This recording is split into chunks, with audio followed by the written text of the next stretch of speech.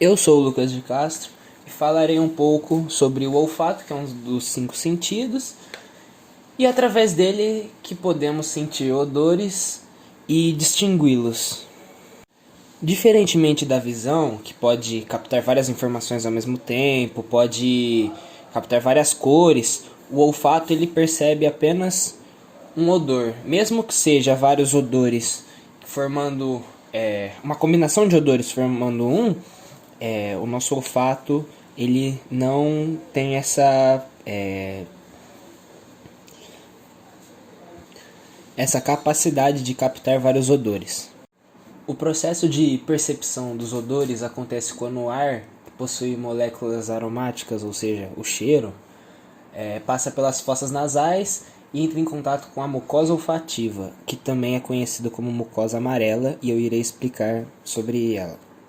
A mucosa olfativa ou mucosa amarela está localizada no alto da cavidade nasal e lá tem muitas terminações nervosas. E essas terminações possuem células olfativas que enviam impulsos ao cérebro para que esses sejam interpretados. Inclusive por causa da mucosa olfativa, que nós nos acostumamos com os cheiros.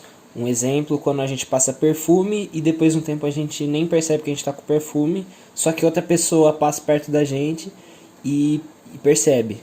Também temos a mucosa vermelha, que ela estava localizada na cavidade, na parte inferior da cavidade nasal, e ela tem esse nome, mucosa vermelha, por possuir vários vasos sanguíneos. Além disso, a mucosa vermelha também é formada por glândulas secretoras de muco, que são responsáveis por manter essa região úmida. Um exemplo é que quando estamos resfriados, as glândulas produzem muco em excesso, que faz com que o nariz fique entupido. E falando nisso, o olfato é extremamente ligado com o paladar. Nós podemos perceber que quando ficamos com o nariz entupido, geralmente a gente ou para de sentir o gosto das coisas, ou o gosto não fica tão intenso. A gente sente o gosto de uma forma mais fraca, vamos dizer. Então, pessoal, tudo bem? Eu vou falar sobre o paladar. O paladar ou gustação é um dos 5 sentidos e temos vários órgãos responsáveis, mas o principal pelo paladar é a língua, que na parte de cima da língua existem algumas elevações que são vistas no espelho, chamadas de papilas linguais ou degustativas. Também temos outras regiões como palato, epiglote, faringe, que apresentam sensibilidades aos sabores, mas nada comparado à língua. Com a língua a gente pode sentir o azedo, o azedo, o doce, o salgado e o amargo. E cada papila lingual é formada por um conjunto de células sensoriais que estão ligadas a terminações nervosas e elas que enviam impulsos e transformam em sensações gustatórias que temos no corpo. Bom, vou falar um pouco sobre o tato. O órgão responsável por esse sentido é o maior órgão do corpo humano, a pele. Os mecanismos responsáveis pelo tato estão na segunda camada da pele, a derme. O tato é o primeiro sentido a se desenvolver no embrião humano. Na pele existem diversos tipos de receptores de estímulos táteis.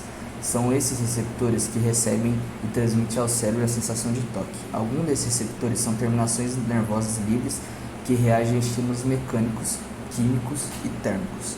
Outros receptores são organizados em forma de corpúsculos, ou seja, são células especializadas que estão em contato com terminações nervosas. Os corpúsculos sensoriais podem ser mecanorreceptores ou termorreceptores. Mecanorreceptores são responsáveis pela percepção do toque. Corpos de Meissner, percepção de pressão de frequência diferente. Disco de Merkel, percepção de movimentação e pressão leves. Corpos de Vater, percepção de pressão presente em grandes números na ponta dos dedos. Corpos de Ruffini, percepção de distância na pele e calor.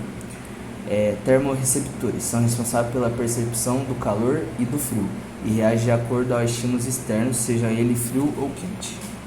Opa, meu nome é João Gabriel e eu vou apresentar 2 curiosidades sobre o tato, olfato e paladar.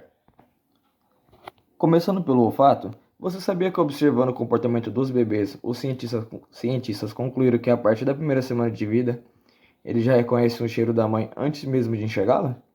Ou seja, eles já nascem com toda a estrutura nasal pronta, enquanto os demais sentidos só vão funcionar perfeitamente depois de alguns dias e semanas de vida. O nariz é responsável pelo nosso apetite. Qualquer pessoa, sem ao menos notar, percebe melhor o aroma quando está mais perto da hora de comer. Isso faz com que sinta o cheiro da comida de longe. Quando isso acontece, o cérebro manda uma mensagem para o estômago produzir suco gástrico.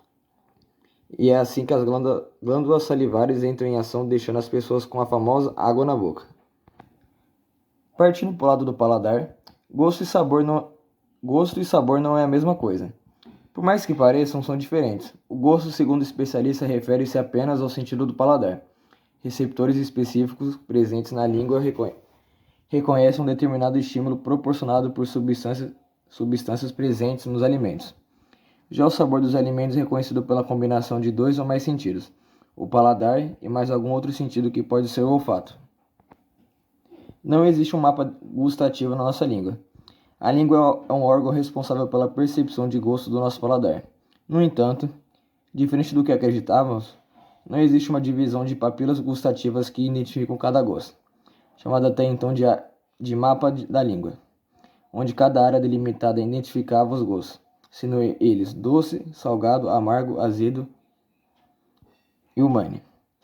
Os estudos recentes mostraram que as papilas gustativas estão distribuídas aleatoriamente por toda a área da língua.